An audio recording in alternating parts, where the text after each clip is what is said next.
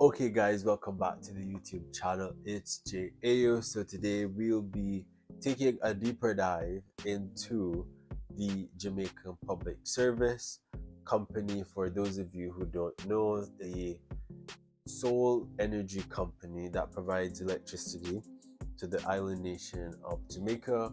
So basically, due to the hurricane that has happened, which is Hurricane Melissa, um, the company has decided that they're going to the fee, increase the fee. They're going to increase the fee. But the CEO has said that the increase was based off of what with Hurricane Beryl, which was the previous hurricane that happened last year. Notwithstanding that, a lot of public outcry has come from law-abiding citizens who pay their electrical bill. They find it a bit surprising that if they got hit in, let's say, October, and there's going to be a fee hike happening, why is it coming about all of a sudden, and why does it seem so not coincidental? Wouldn't be the word, but that is what would give the best impression.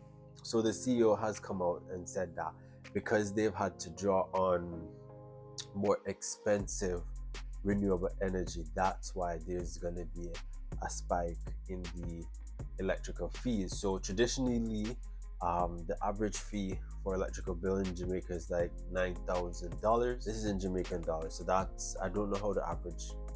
I don't know. I don't have the average with me of how much that amount is, but that is still a lot of money. Put it that way.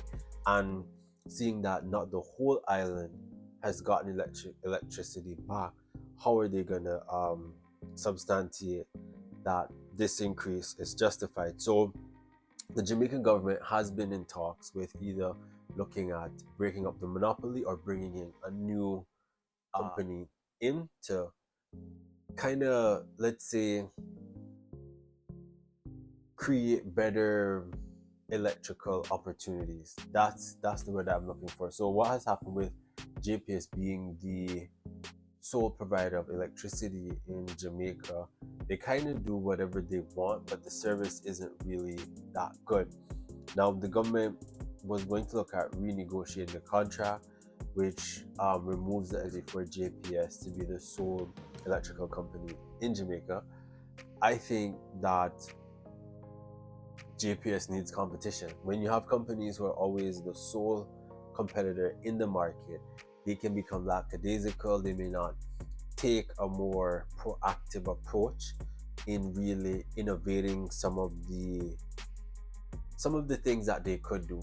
Because the whole premise on why the hike is going up is to protect the stakeholders. So with these sole provider electrical companies, most of the time they have to provide shares on stocks that they have or give people payout. Now, if you're just doing the bare minimum of just increasing the rate or fee that people have to pay just so that you can pass on the shares or profits to the um, stakeholders or shareholders, by all means. But if you're not being proactive in really looking to renewable energy, whether that's windmill, whether that's solar panel, whether you remove off of fuel emissions type um, energy that you use to generate electricity, or even using um, what you could say waterfalls to generate electricity. If you're just doing the bare minimum, the whole public isn't going to be pleased, and I think that's what the general public has got JPS, is that it does the bare minimum, and the bare minimum for JPS is just always upcharging people and expecting them to be okay with it, with the island still being vast majority still down. They've done a phased approach with the different parishes in getting electricity up, but a category 5 hurricane is a category 5. It's going to cause damage, and not everything's going to bounce back as you want it. With that being said, yes, you may have had to use a more costlier a more costly fuel emission, but I'm sure the company could take that little bit of burden and spread it than just passing that on to the consumers. But with business being business, once costs go up, it's going to be passed on to the consumer. So they have told people that it will go up, despite the fact that most of the parishes did not have electricity. And so, because technically, if we're going to be honest, there's only 2 or 3 parishes that had power. So to justify the increase when only less than half of your customers had power, it really isn't going to do much in terms of getting your customers on your side. So they're saying that they were trying to reduce the impact of the cost as much as possible as they could, but because in technicality they are not going to want to take on the full cost. That's the reason why they're doing it now. So the minister, which in this case is Dibacal, has argued that the Office of Utility Regulation approved hike underscores fundamental flaws in JPS's existing license. So if the OUR, which is the Office of Utility Regulation, approved the hike, there could be a case where the OUR, the regulator, didn't have a choice and it's expected, right? Because if they didn't approve the hike, what would JPS do? They're the store provider, right? So they're trying to look at renegotiating the license, and the 60 increase, they're seeing it protects the interests of stakeholders.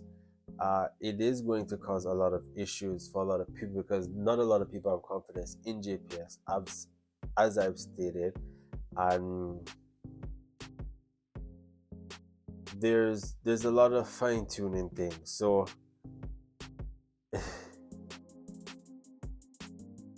in terms of certain mechanisms that JPS should be looking at and what the government will be looking to break up the monopoly in Jamaica, from what I see so far, it's as if the government of Jamaica has limited options. So when it comes to this renegotiation of the license, either the government of Jamaica is going to say, hey, we're going to let some other company come in and create competition so you can have a free trade economy or market economy when you look at it at the same. I do think JPS needs to step up its game. They're doing what they can. They'll be getting outside help from different linemen to help put up the lines a little bit faster from a certain standpoint. And leaving with a positive is that it is a sticky situation. However, there's ways to be more fuel efficient with electricity. There have been issues where people are cutting the lines for the cord to get copper and to use it to resell. So there's that issue that the JPS company has been battling with, and there's been somewhat low customer experience going on, and I think JPS has to look at building that trust with the community, doing more of its corporate social responsibility, looking at their fuel non-renewable energies rather, and fuel emissions. So how are we moving away from expensive fuel and finding other alternative fuels as opposed to just sticking with what we have and making it more difficult to the customer? They may not see it that way, but they have to understand that people will go to using solar panels, will use windmills and use other alternatives which can be deemed as more affordable, which would take away their customer market share. And as trust is broken with the public, people are going to want to be more independent and rely on their own, and so that's what JPS is going to need to work on. But I think the government negotiate their contract and ensure that another competitor comes in to create competition with JPS for them to understand that there are other people out there that are willing to provide a better opportunity to the Jamaican economy Guys, don't forget to like, subscribe, and share, and comment down below if you're on Team JPS or you would want to see another fuel company, electrical company come in. All right, bye.